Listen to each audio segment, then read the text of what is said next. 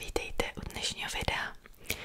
Dneska teda bude část druhá, jak jsem předesílala už minulý týden mých příběhů z Koreje, tak jsem to nazvala. Dneska teda budu povídat víc o takových možná kontroverznějších tématech. Já nevím, jak to úplně jinak nazvat. A spíš i taky budu mluvit o věcech, které mě třeba osobně vadily, s kterými jsem měla problém, a věci, které jsem moc nedokázala pochopit a tak dále a tak dále. Pokud jste neviděli část 1, tak můžete se na ní podívat, nemusíte. Část 1 je spíš o zážitcích, o nějakých prvních dojmech, o nějakých mýtusech, který jsem vyvrátila. Mýtusech, doufám, že to říkám dobře. A dneska mám tady sebou kofolu. Minulý týden jsem měla ledový čaj, pokud si dobře na to vzpomínám.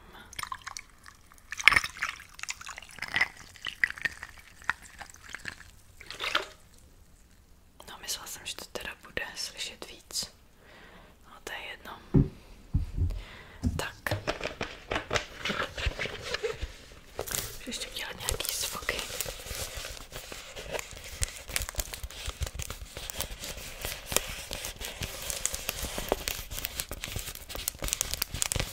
Zvuky z kofolu se teda dělají špatně. Že ale tak ťukání půjde maximálně. Tak. Takže asi se pustíme do toho. Já se ještě napiju, protože mám strašnou žízeň. Tak, mimochodem, v pozadí máme sochu, kterou jsem viděla na ostrově Jeju. Pak tam je jahodový mlíčko, pak je tam vlajka a pak tam je král Sejong, který se na mě bude koukat, aby dneska nevykládala kraviny. Tak, mimochodem král Sejong byl ten, co zavedl to písmo Hangul, takže do té doby se používaly jenom čínský znaky pro korejštinu, jenže to moc nešlo skloubit dohromady. Takže právě král Sejong vymyslel písmo Hangul. Tak, teď teda začneme. Já ještě budu trochu povídat o něčem, co jsem teda minule úplně zapomněla. A to bylo vlastně úplně ten prvotní kulturní šok. Já už jsem viděla dost videí třeba na YouTube o tom, na co se lidi museli zvyknout, co tam bylo jiný, ale nikdo moc nemluvil o tomhle. A to bylo, že si normálně můžete nechat své věci kdekoliv na veřejném prostranství a nikdo vám je neukradne. Tohle fakt pro mě byl šok. Jak se říká kulturní šok, tak tohle fakt byl šok, protože já se vzpomínám, že nějak ten první, možná druhý den jsme šli právě s tím buddy programem, takže s lidma, co byli v tom buddy programu, co vlastně dělali někdy průvodce, do cukrárny. Nevím, jak to úplně nazvat, do zmrzlinárny. To asi není slovo v češtině. Prostě tam, kde prodávali zmrzlinu. Zmrzlinářství. Zmrzlinárny. Zmrzlinářství. Je to bude asi zajímavý video dneska.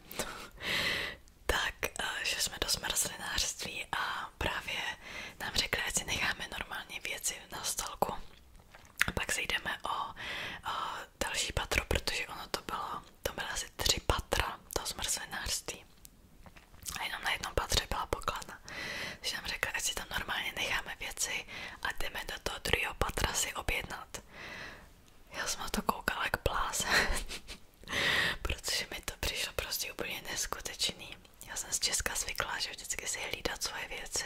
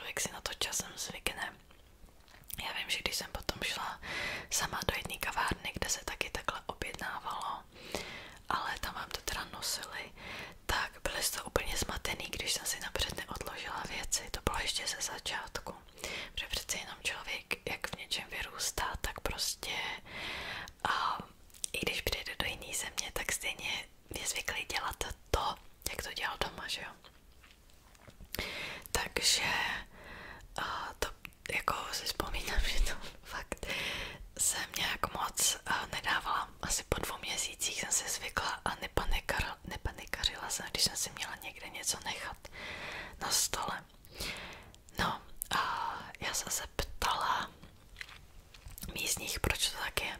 Jo, proč opravdu se nekrade, proč si tam klidně můžete nechat počítač. A je to hodně tím, že jsou všude kamery.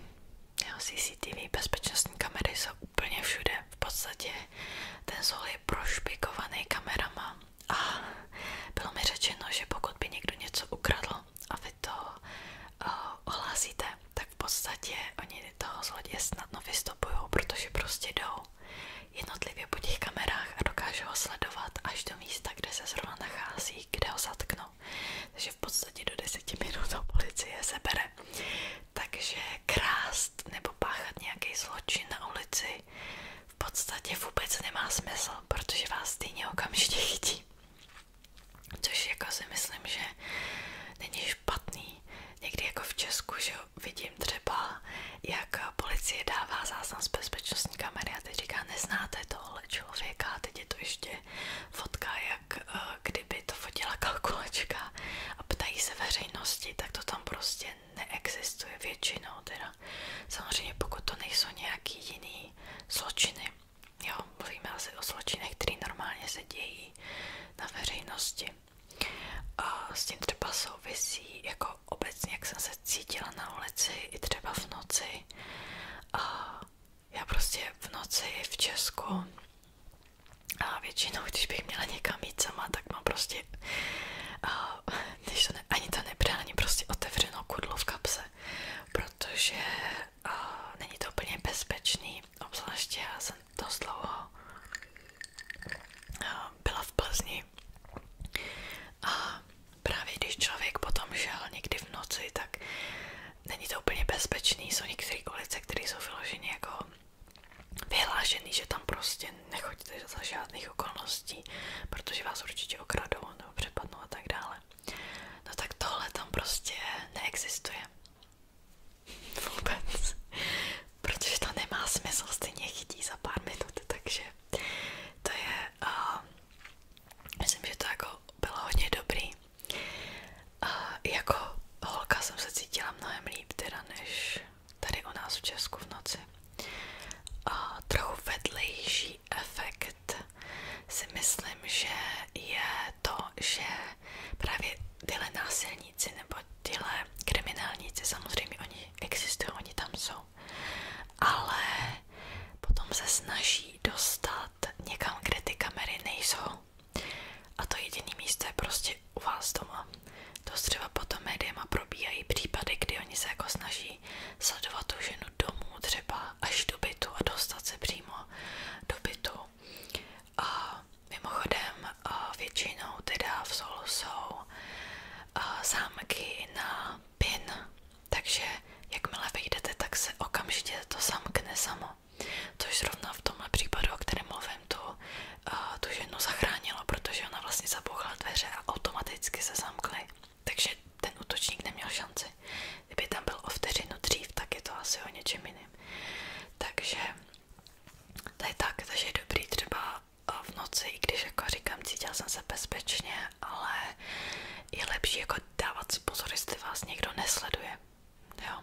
Já jsem teda bydlela na koleji, takže tam přece jenom a to nebezpečí úplně není, protože že jo, samozřejmě vejdu do budovy, kde vždycky je ochranka nebo security, já nevím, jak to úplně nazvat. Strašný prostě. Takže tak. Jinak co se jako to stalkování týče, měla jsem jako takovou nepříjemnou událost, záležitost, kdy prostě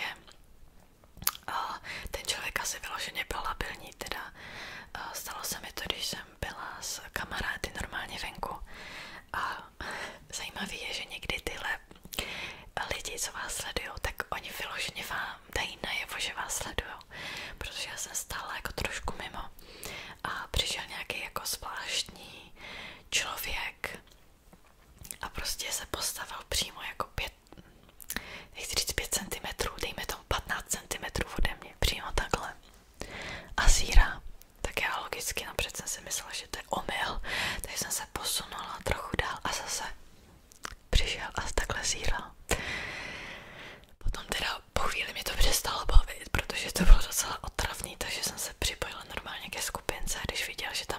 sama tak dal pokoj.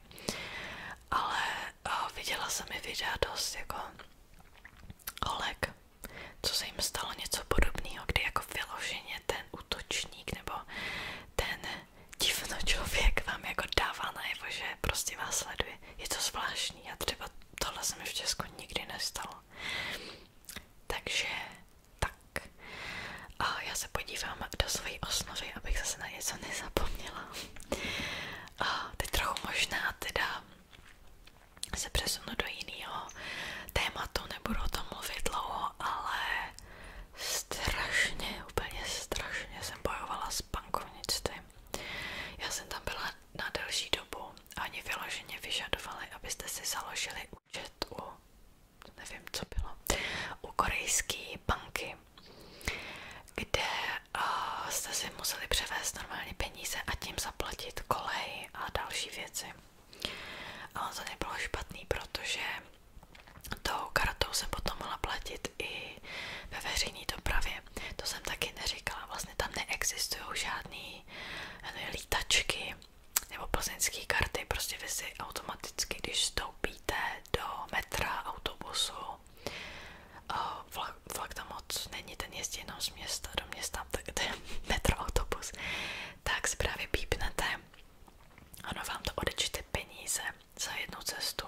Když vycházíte, tak zase musíte si pípnout znova, protože jinak vám to napočte vlastně, jako kdybyste pořád jezdili. Ono od určitých kilometrů se to potom načítá nějak. Jo, jedna sazba za nějaký kilometr a potom se to teda od nějakých kilometrů začne jako načítat víc. No, takže to byla jako výhoda, jsem byla ráda za tu kartu poměrně dost. Ale to bankovnictví, to bylo jak z 90. let, upřímně. Prostě, jak my jsme trošku zhýčkaný takovým tím online bankovnictvím a všude prostě můžu platit jakkoliv, kdykoliv v obchodě, můžu platit, nebo můžu snadno dělat bankovní převody kamkoliv, tak tam to prostě neexistuje. Tam není úplně jako volný pohyb kapitálu. Takže jsem bojovala strašně. Když jsem platila kolej, tak si vzpomínám, že dostanete i přímo kartičku prostě s číslama a teď musíte zaplatit tu kolej a pak nějak, jo, už si to přesně nepamatuju, ale podle těch čísel musíte vložit určitý čísla někam, který spolu souvisí, aby ta platba vůbec prošla. Což teda jako jsem s tím s kamarádkou bojovala, protože tohle jsem v životě neviděla. No a jinak mimochodem začalo docela dost pršet venku, tak doufám, že je to relaxační. Teď nevím, o čem jsem mluvila, výborně.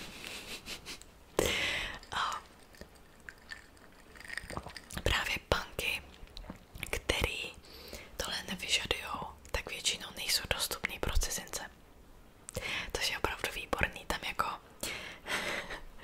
už to začíná být kontroverzní, ale prostě jak my jsme z Evropy a Evropské unie zase zejčkaný prostě tím, jak jako zákaz diskriminace na základě národnosti a tak dále, tohle prostě by si žádná banka tady nelajzla upřímně, tak tam to není. Tam prostě banka prostě může říct cizincům, to nedáme tenhle účet. Řekla bych, že časem se to změní. Mimochodem, když jsem odjížděla zpátky, tak jsem musela si ty peníze převízt. A úplně běžně byly to moje peníze, tak jako moc jsem nad tím nepřemýšlela. A prostě jsem se snažila poslat domů, jako na svůj účet. A ono to nešlo. Ono to furt nešlo. A já vím, že mi to přišlo strašně divný, se říká, tak asi něco dělám špatně. Ne, oni nepovolují cizincům si svoje vlastní peníze ze svého vlastního účtu někam přeposlat. To mě teda jako docela dorazilo, to bylo úplně na konci mýho pobytu, což jako mi přišlo zvláštní. Mimochodem, můžete si to převíst, ale musíte jít do banky a vyplnit prostě formuláře. Takže s tím jsem docela teda bojovala, nebo mi to přišlo docela takový... No, úplně se mi to nelíbilo.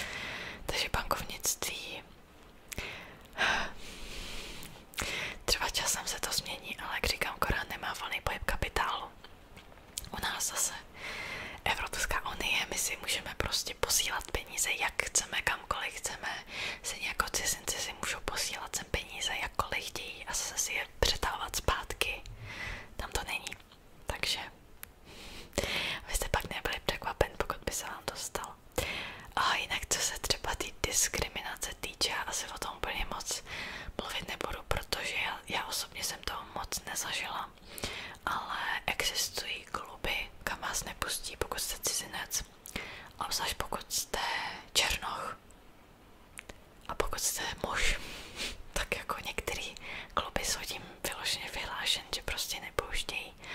Většinou si to ospravedlní tak, že měli jednu blbou zkušenost s někým takhle a od té doby prostě tam nepouští cizince. Jak říkám, prostě my jsme sejčkaný tou Evropskou unii. Já myslím, že spousta lidí se ani neuvědomuje, co vlastně jako, jak moc Evropská unie třeba ovlivnila legislativu naši. A no, teoreticky je to nelegální. Tady se musím opravit, protože těsně po natáčení jsem si to znova hledala a je to úplně legální, což mě třeba osobně tohle se nestalo. Já s čím se setkala, že třeba nepronajímali cizincům nějaký vozítka, to teda nebylo v Soulu, jo. Myslím, že Soul ještě tak jako jakž takž je v tomhle trošku v pohodě relativně, ale co třeba ostatní říkali, tak někdy nějaká tělocvična to třeba na sobě měla, že nepouštěli cizince dovnitř do tělocvičny, což třeba upřímně jako moc nechápu. Takže jako stávají se ty případy takový, ale není to zas tak moc. Nejlepší je prostě se sebrat, odejít a jít někam a utratit své peníze někde jinde. No a jdeme dál. Asi právě tam je třeba strašně velký rozdíl mezi cizincem a Korejcem. A není to úplně jako cizinec, jako i Asiat prostě, jo, i Číňan, Japonec a jakákoliv jiná asijská země, prostě všichni jsou dohromady cizinci, prostě máte, nevím jak si to vysvětlil dobře, ale na jedné straně máte prostě Korejce, na druhé straně máte cizince a řekla bych, že je to v takový velký míře, že jako u nás to úplně není tohle, nebo jsem se s tím aspoň tak nesetkala. Zase já moc zkušeností nemám maximálně jako z univerzitního prostředí, kde je spousta mladých lidí a který to berou asi taky trošku jinak. Prostě tam opravdu je taky rozdíl, jak vnímají možná ten svět, já úplně nevím, jak jako.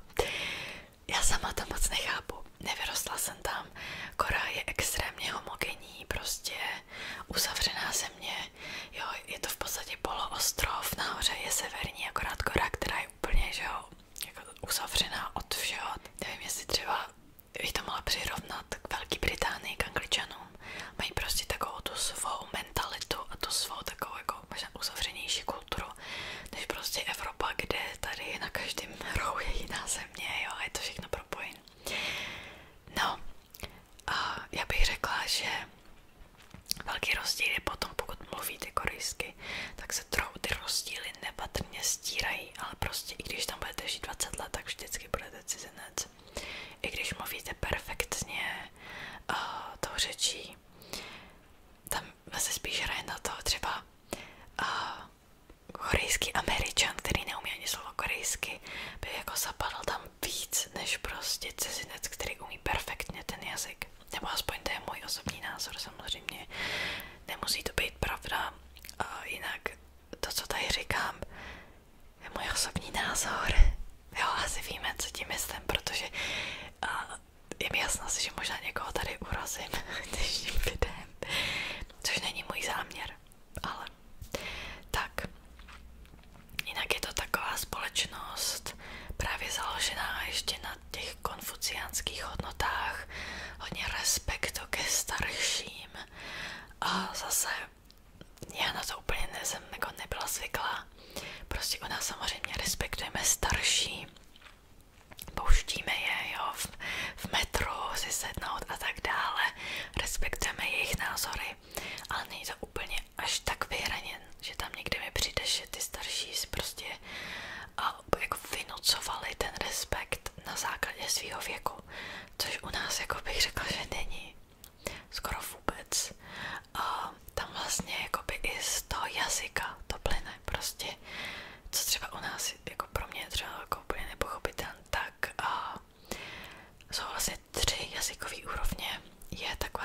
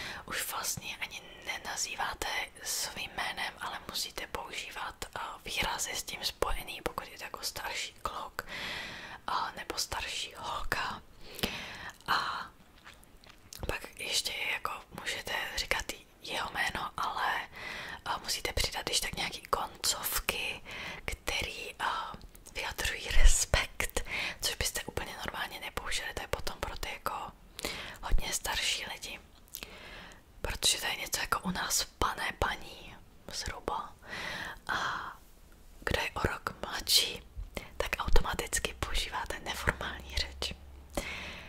S tímhle jako úplně, já třeba, jak říkám, já jsem moc jako v té době tam jako korejsky neuměla, takže já jsem se s tím za stolik neprala. Ale věřím, že pokud bych se zavrátila, jako fakt se snažila mluvit, tak bych si asi docela bojovala. Prostě u nás, jako jak říkám, to není úplně stejně jako když máte skupinu přátel a máte nejstaršího, ty prostřední, nejmladší, tak prostě ten nejstarší má určitou roli, vlastně se jakoby stará o ty mladší, i když jsou třeba jenom o rok. Má se starat o ty mladší, má jim třeba platit jídlo a zase ten mladší má tu jako určitou roli v té skupině, možná jako sourozenci. Řekla, že jako nejlíp to asi dokážu popsat na prostě sourozencích. Takže prostě představte si takovou jako sourozeneckou mentalitu i jako normálně ve skupinách přátel. Je to zvláštní, pro nás je to hodně zvláštní, my to tu nemáme. Takže s tím teda jako taky, dost často jsem bojovala a někdy jako třeba úplně jsem nechápala, proč bych měla respektovat nebo jako uznávat, nebo nevím jak to říct, hodně brát na vědomí třeba názor někoho, kdo je prostě o 3 roky starší. Ano, byl tady na té zemi o 3 roky díl, to neznamená, že má dobrý názory, to neznamená, že je vyspělejší. Jo, asi chápete, co tím myslím. A třeba dost i starší lidi prostě se chovají k těm mladším úplně jako... Je to jiný, prostě u nás, když máte staršího člověka, který ho neznáte, tak i on, jako když vidí, že jste dospělý, tak vám automaticky bude vykat, jo, bude používat formální řeč, ale tam to není. Je to zvláštní, tam taková jako zvláštní dynamika vztahu mezi tím starším a mladším. A myslím, že se to mění. Ta nová generace jako už taky si říká, jako proč bych měla jako respektovat někoho jenom protože je o pár let starší. Takže pomalu se to mění a věřím, že za nějakých jako 100 let možná to vymizí úplně. Zajímavě třeba, jak se posune ten jazyk zase na druhou stranu.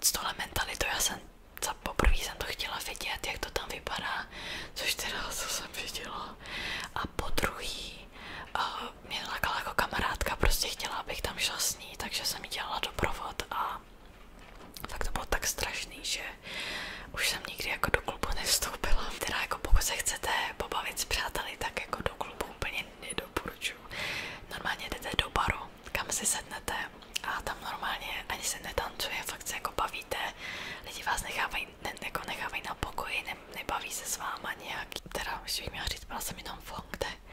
A nebyla jsem v Itaewonu, nebyla jsem v Gangnamu, který jsou taky vyhlášen těma klubama.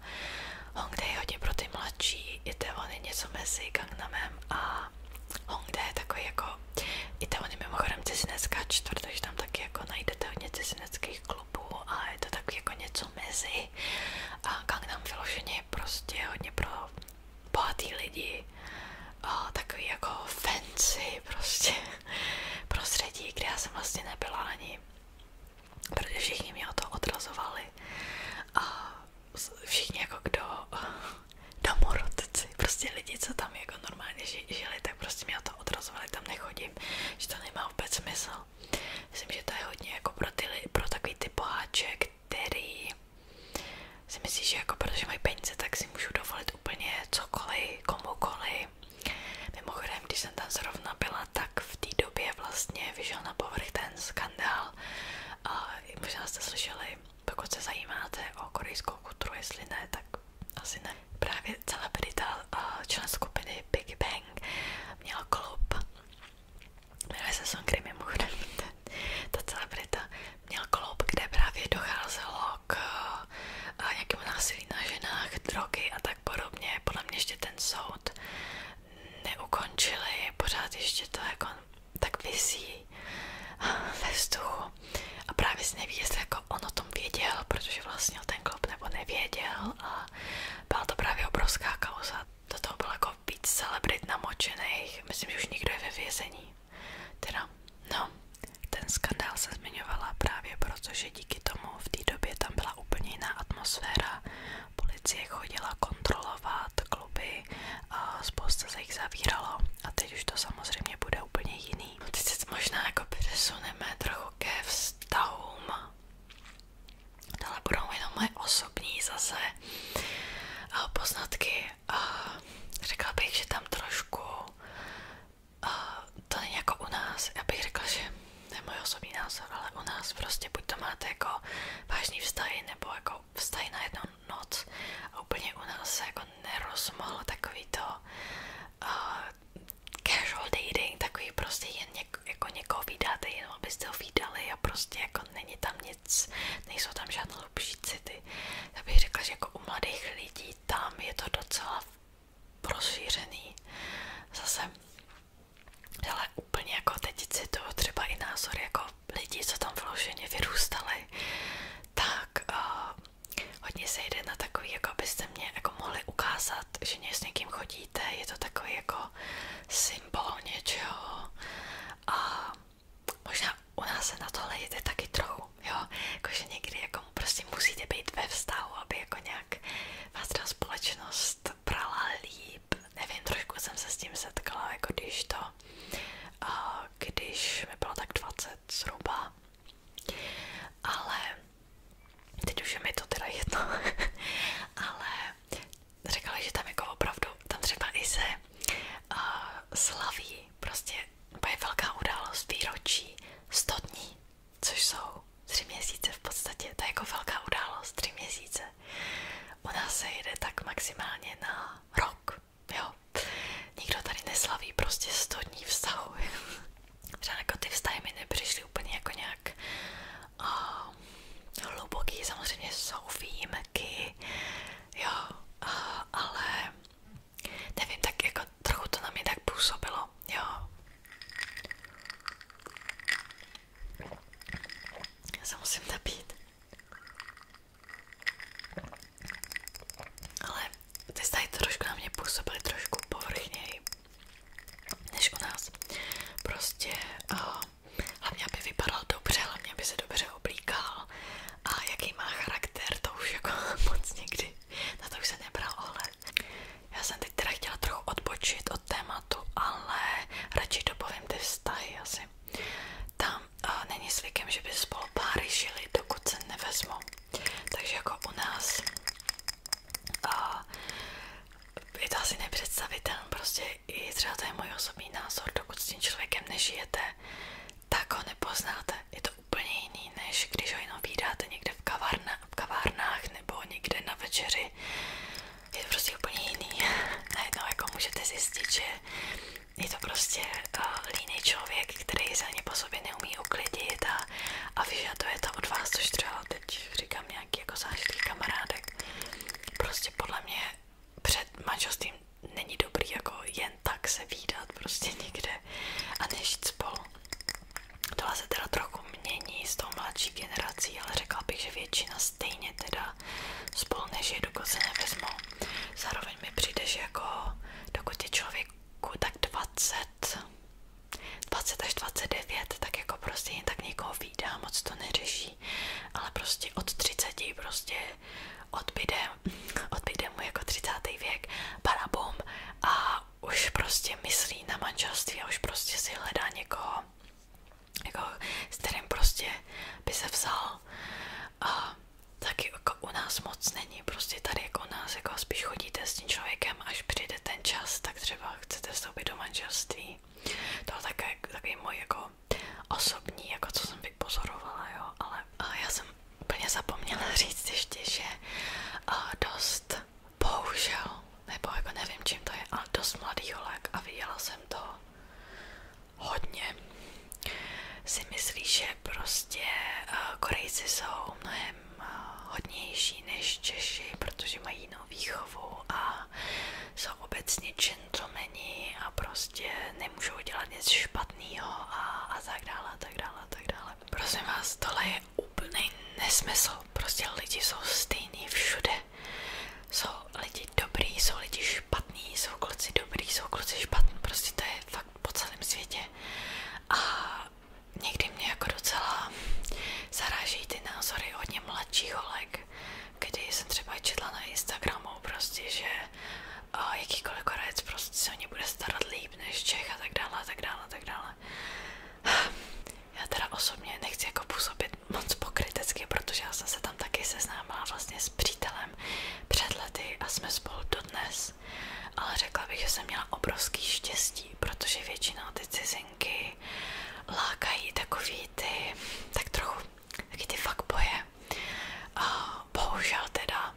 A prostě když jako tam přijedete s tím, že jakýkoliv kluk se k vám bude chovat prostě s respektem a s uznáním, já nevím jak to říct, tak potom teda tvrdě narazíte. A já bych řekla, že já teda, protože jsem neměla takovýhle růžový brejle, tak když jsem třeba se bavila jako s různýma lidma, tak jsem je dokázala docela dobře jako filtrovat, protože on je to někdy je poznat, jestli jako, neříkám, že vždycky, ale někdy je poznat, když třeba se s váma baví jenom protože jste cizinka, nebo jenom protože jste prostě bílá holka, nebo jenom protože jste jako z východní Evropy, neříkáme střední, tam to beru jako východní. A řekla bych, že já nevím, no, těžko se mi o tom mluví. Kamarádky teda měly docela dost strašné zážitky, takže jak říkám, já jsem byla třeba starší než oni o trochu, takže já jsem to brala prostě reálně, ale pokud do toho jako jdete prostě s nějakýma růžovými brýlema, tak si myslím, že jako narazíte hodně rychle. Tak jdeme dál. Pokud si chcete pronajmout byt, tak tam se platí úplně neskutečná kauce. A já pokud vím, tak v Česku je to třeba 1, 2, 3 nájmy a když nic nezničíte, tak vám teda tu kauci vrátí. A tam se platí minimálně 10, 12 nájmů, třeba i víc. Někdy to bývá, jako slyšela jsem třeba $30,000 prostě za kauci jenom. To jsou neskutečné peníze, to je kolik nějakých, já nevím, 700,000 zhruba, plus minus, teď nevím.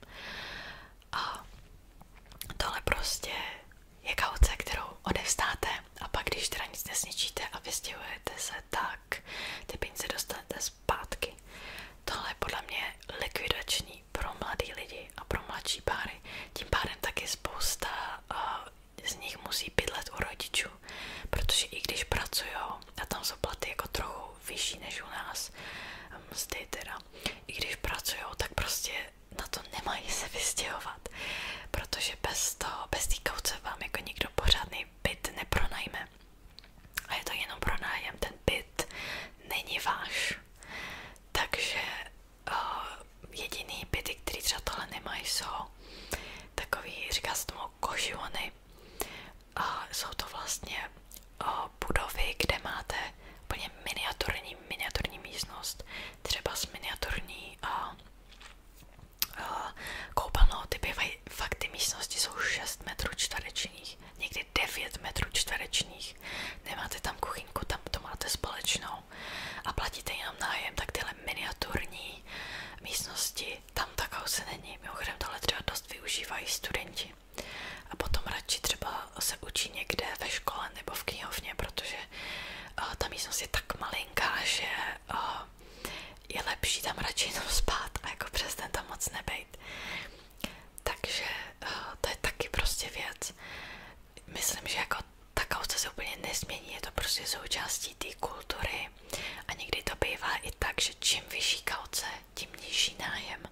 Takže vy zaplatíte úplně šílenou prostě částku na začátku, ale tím pádem máte nižší nájem, takže zase je dobrý si prostě hodně schovat prostě peníze, nastřádat za nějaký ty roky a potom si teda pronajmout byt. Jinak, co se jako kupování bytů týče, tak zrovna v Soulu, pokud nejste celebrita nebo nějaký ropný magnát nebo nějaký ředitel, tak úplně nemáte šanci. Prostě ty byty jsou šíleně drahý. Prostě ty byty jdou, obzvlášť taky záleží na čtvrti, ale ty byty jdou do prostě milionu dolarů a ani se hypotéku prostě nemáte šanci jako ten byt vlastnit.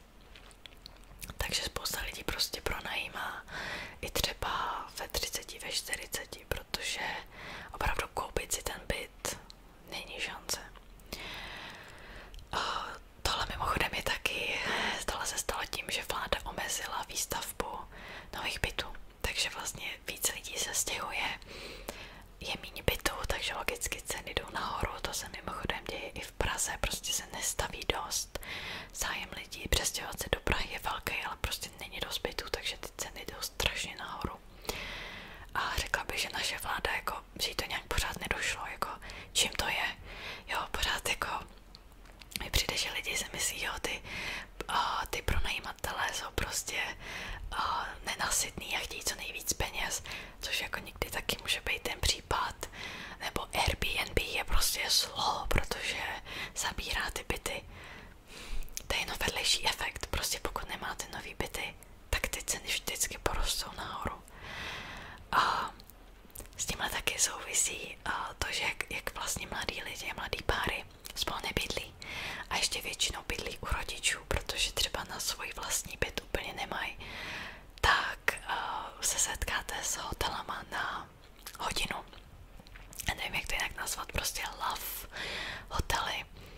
Jsou to fakt hotely, kde si třeba platíte 3 hodiny, uděláte, co udělat musíte prostě s tím partnerem a zase vyjdete ven. A ty hotely jsou fakt úplně všude. Tohle byl taky pro mě šok, já jsem o tom slyšela, já jsem shodou okolností viděla nějaký storytime příběh jedné youtuberky, která právě omylem si zaplatila noc v takovém hotelu. Shodou okolností to bylo taky blízko mý školy. Já jsem chodila na Zogang teda a právě říkala, že vlezla do nějakého, a to se ještě jmenovalo Opa hostel, ten hotel. Ale je to takový jako spíš hostel, motel, taková nižší kvalita většinou, ale někdy to fakt nepoznáte, musím říct.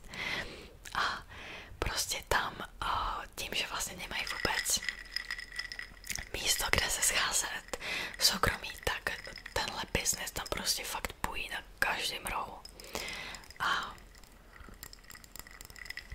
já si do dneška si vzpomínám první noc, nebo asi druhou noc, jsem šla prostě po hlavní silnici, takhle ta silnice byla takhle a pak byla do pravého úhle. Já jsem si říkala, přece nepůjdu, když jsem se vracela právě, jsem šla napřed takhle, když jsem se vracela, tak jsem si říkala, přece nepůjdu zase do pravého úhle, radši to přejdu normálně. A takhle jo, šikmo. To bylo překvapení, když jsem fakt z hlavní silnice, kde prostě byly 3 proudy, auta na každém rohu, tak najednou jsem se ocitla někde, kde skoro nikdo nebyl. Maximálně tam byl jeden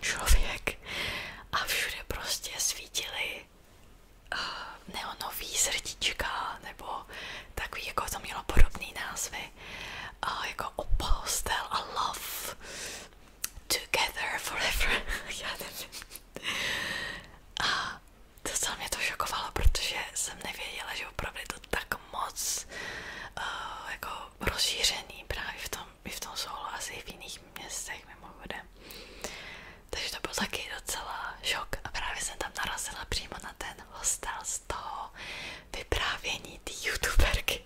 Přímo jsem kolem něj procházela, takže jsem to posílala kamarádkám, který z toho měli strašnou srandu samozřejmě.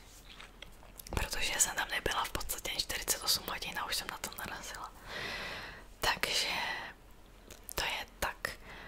Ještě teda zkusím mluvit o té jako estetické kultuře. Tam opravdu se jede hodně navzhled. Je to trochu možná i vedlejší efekt pracovního prostředí. Prostě třeba hodně v Soulu, myslím, že Soul je tím známý, ostatní města moc tolik ne, ale tam prostě je taková jako nějaký přetlak na tom pracovním trhu, že když prostě máte stejný dva lidi, kteří se hlásí na stejnou pozici, mají úplně stejné vzdělání, všechno a jeden z nich vypadá líp, tak prostě vezmou toho, co líp vypadá. Vždycky mimochodem musíte dávat fotku taky, jo, když jdete na nějaký pracovní pohovor nebo se někam hlásíte. A prostě tím, že vy vypadáte líp, tak máte víc příležitostí, lidi se k vám chovají líp, a máte lepší jako šanci na dobrý vztah, protože máte prostě větší, jako můžete víc vybírat, máte větší jako nějaký výběr lidí a dost je ta rozšířená jako plastická chirurgie. Tam třeba i když někteří, neříkám, že všichni, ale někteří, kdo opustí střední školu a jdou na univerzitu, tam mimochodem 80% lidí studuje na univerzitě. Jo, v porovnání v Česku je to zhruba 20%. Tak když jdou na univerzitu, tak prostě dostanou za odměnu od rodičů nějaký plastický operace, estetické zákroky. Já třeba někdy je docela těžký si tak udělat rozdíl mezi jako plastickým zákrokem a jenom jako estetickým zákrokem, jako jsou třeba výplně, botox, laser a tak dále. Tohle jsem do toho úplně nepočítala. Prostě teď mluvím fakt o těch jako hodně invazivních operacích. Neříkám, že všichni mají operaci, jako že všichni šli na operaci, to je blbost, ale je to taky mnohem víc rozšířenější než u nás, určitě. U nás maximálně, pokud jste celebrita, tak třeba si něco necháte udělat. A tam teda fakt i třeba hodně péče o pleť je důležitá, já trochu jsem jako se tam nakazila tou péčí o pleť zároveň a je strašně levná, stejně jako ty plastické zákroky jsou taky jako docela levný oproti nějakým ostatním západním zemím určitě. Tak vlastně je to snadno dostupný, je to levný, jak říkám, jak ta péče o pleť, která teda rozhodně, kterou neodsuzuju v žádném případě a neodsuzuju ani ty plastické operace, prostě nic mi do toho není, je to jeho volba a myslím, že tenhle přístup k tomu mělo mít teda víc lidí. Tak jdeme dál. Co dalšího jsem si všimla, bylo, že tam je poměrně dost sekt na ulici, který vás lákají a většinou cílem je vás prostě někam dostat, někde vás zavřít a vytáhnout z vás peníze. Já jsem dost slyšela právě o sektách, co hodně lákají cizince, protože prostě Korejci už na to jako, Korejci už to prohlédli, ale hlavně v té době, to bylo teda 2019, tak v té době moc ještě asi bych řekla, že se o tom nevědělo. Mezi cizinci aspoň teď nevím, mohlo se to změnit od té doby.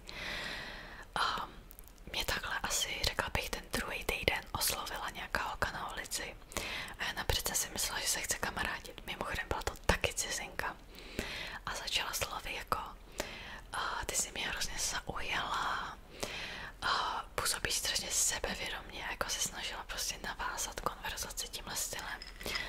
A pak říkala o tom, jak to má těžký, prostě tady se nějak, jak si najít kamarády, tady, protože jsi byla z Malajsie, protože je právě cizinka a jako snaží se nějak rozprudit konverzaci na společné téma. A zhruba po 20 minutách toho foru, fakt, já jsem tam byla strašně dlouho, a najednou z ní vypadlo, jestli bych nechtěla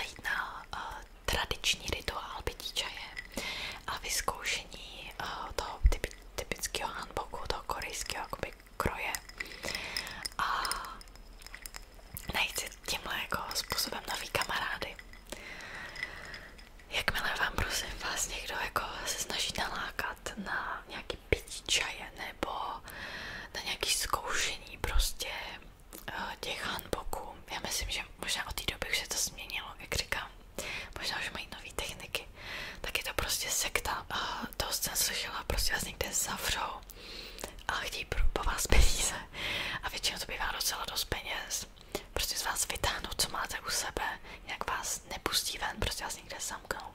Mimochodem tohle jako není úplně legální, ale prostě je asi docela těžký nějak tyhle sekty vystopovat nebo jako je chytit při té nelegální činnosti, tam prostě vyloženě musíte chytit je příčinu. Takže to je taky další věc, stalo se mi to asi pak ještě 3x, 4x. A mimochodem ta první holka, jakmile jsem řekla, že nechci, tak okamžitě a začala jako být útočná úplně, změnila tón, takže jsem věděla, jako jsem měla potvrzen, že to je prostě nějaká sekta. A co moc lidí neví je třeba, že tyhle sekty jsou docela jako rozšířeny u nás.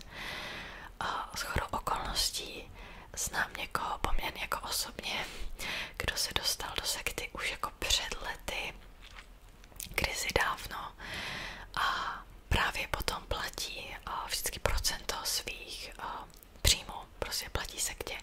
A mimochodem ty lidi měli i dohodnutý sňatky v té sektě.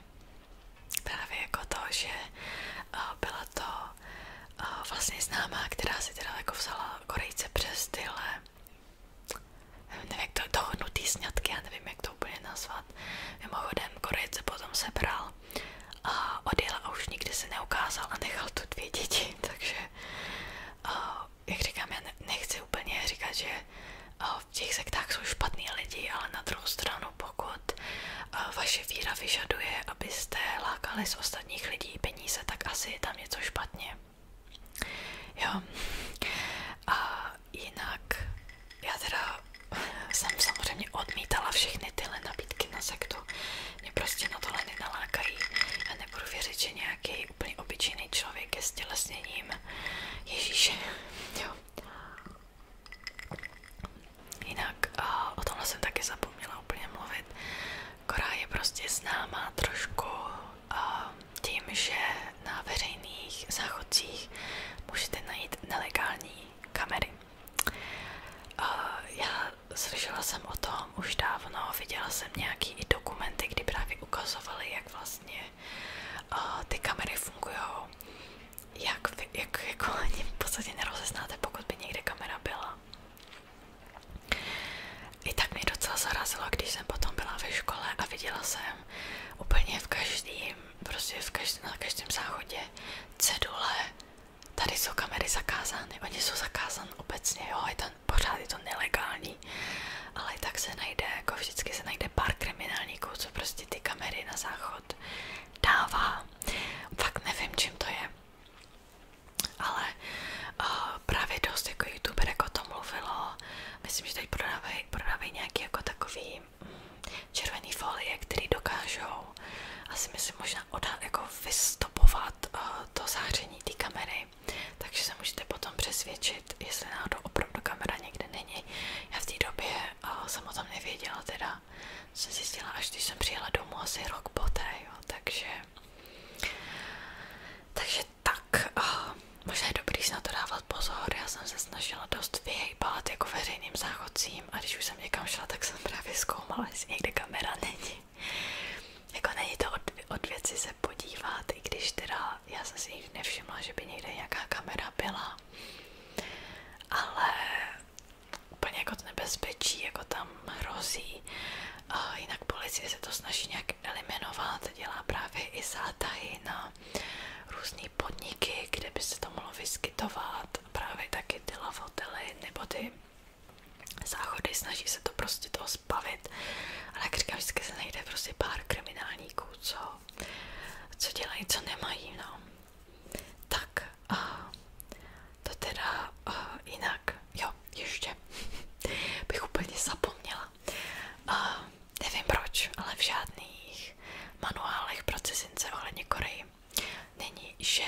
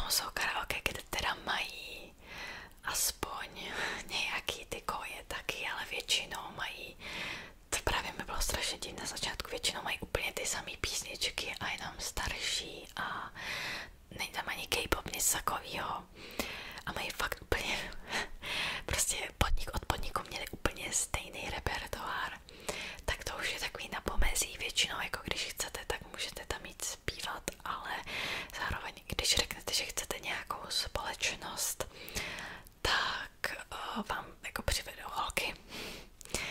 A pak jsou podniky, které se jako ani vůbec nevydávají za ty karaoke, sice jako na sobě mají nápis Norebang, ale když vejdete dovnitř, což mi se stalo, kdy jsem hledala s kamarádkou právě úplně na začátku Norebang, bylo to na hlavní ulici a říkala, tady to svítí, pojďme dovnitř.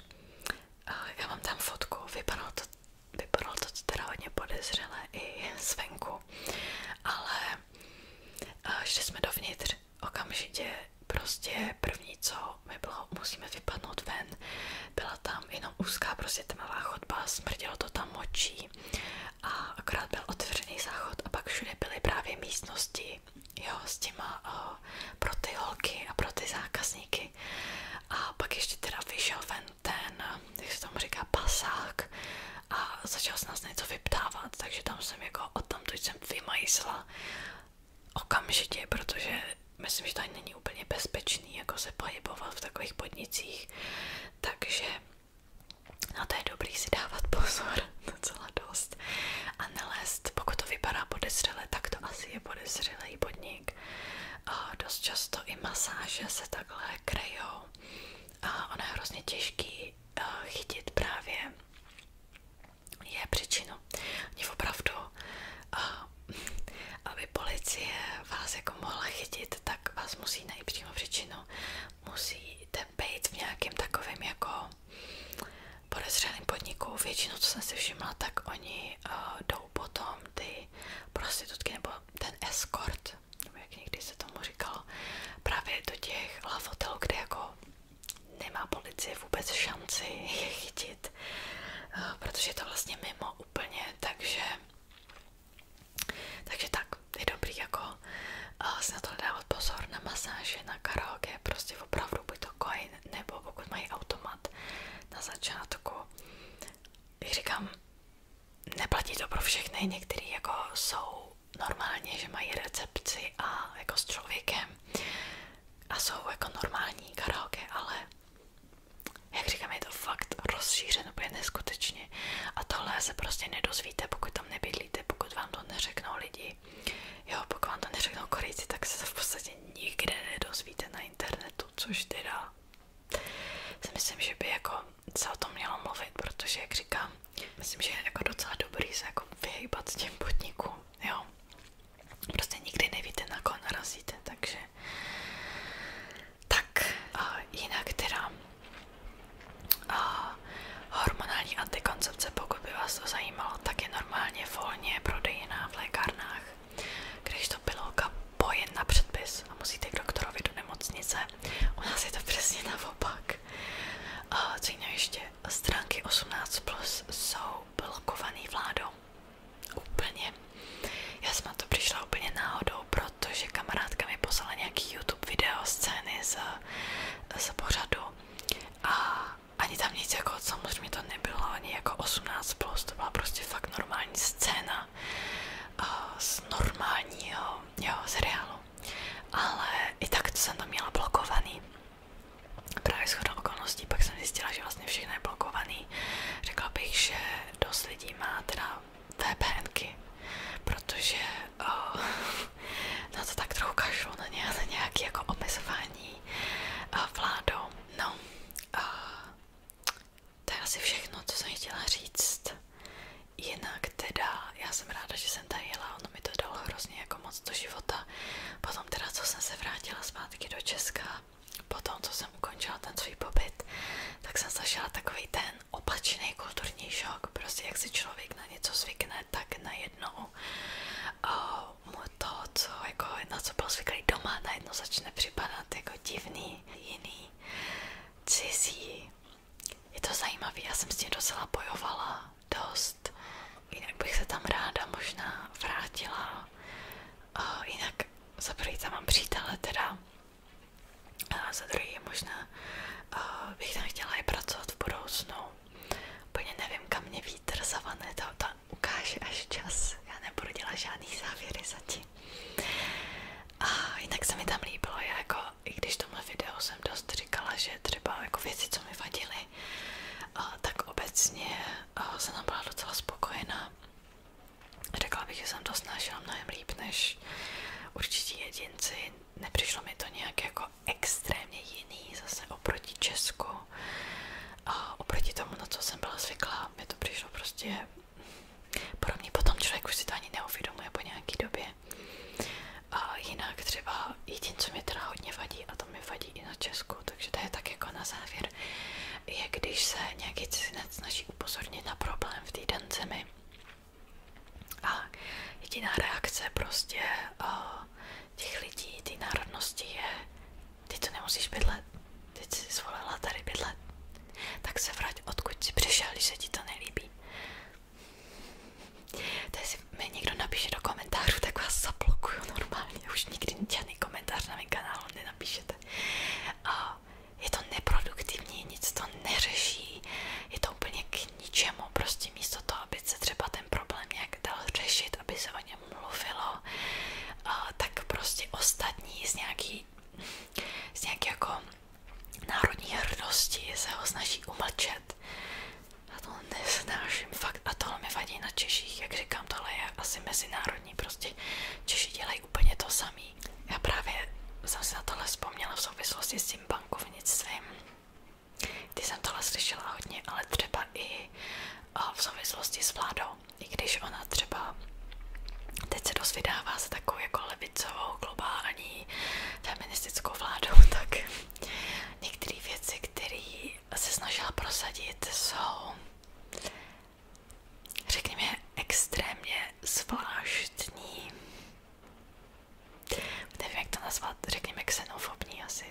Právě když dost lidí upozorňovali na nějaké jako problémy související s tou vládou, tak prostě se vždycky najde někdo, kdo má tenhle vyloženě debilní názor. A jestli mi tohle ještě někdy jako řekne normálně naživo, tak dostane flákanec, protože fakt je to k ničemu, nic neřeší. No a tak to je asi všechno. Doufám, že se vám tohle video líbilo. Úplně jsem zapomněla na svoji kofolu.